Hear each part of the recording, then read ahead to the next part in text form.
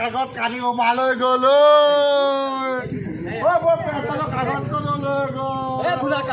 মই গামবুঢ়াটো থাকোঁতে তুমি সেইবোৰ চিন্তা কৰিব নালাগে। তুমি যদি আগে আমাৰ কথা শুনি শিবিৰলৈ গ'লা হয় তোমাৰ আজি এই ৰখা নহয়, কেতিয়াও নহয়। সেইটো কাৰণে এনেধৰণৰ সতৰ্কবাণী কেতিয়াও অকান নকৰিব দেই। দেখিছেই নহয় আজি এই ভোলাকাই কি অৱস্থা হ'ল। কেতিয়াও অকান নকৰিব দেই। বানপানীৰ প্ৰকোপৰ পৰা আমি বাচিবলৈ হ'লে নাইবা আমি নতুন প্ৰজন্মক বচাবলৈ হ'লে ঘৰ ঘূৰাৰ সময়